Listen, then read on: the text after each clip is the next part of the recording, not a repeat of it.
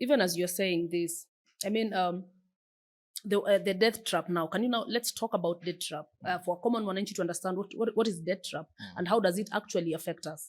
Yeah.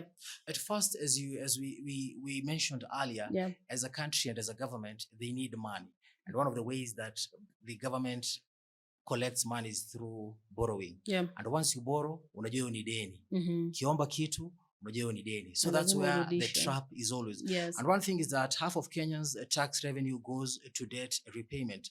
It's an issue that has been mentioned earlier, and the majority of the successive governments that have been there before, the issue of debt repayment has always been an issue, because almost half of the revenue that is collected, either through borrowing or taxation, will always go into debt repayment. And that's a debt that is affecting our country up to date. Another thing, less money left for schools, hospitals, and jobs. You find that when these debts are incurred, then there's always a shortage of money that will be used in schools, in hospitals, and that's why questions are always being raised. Unaenda hospitali unapata hakuna madawa.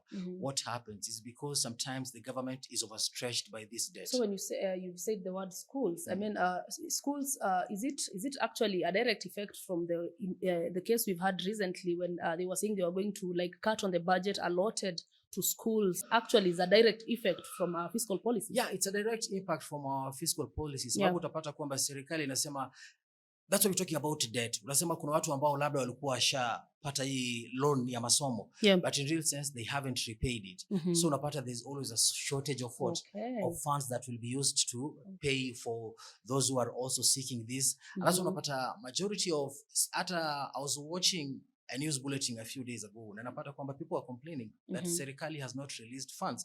And also primary schools and secondary schools are also contemplating wafunge mapema, because unapata kwamba there's no money that comes from the government, and yet the government wants them to remain in school. Sure. And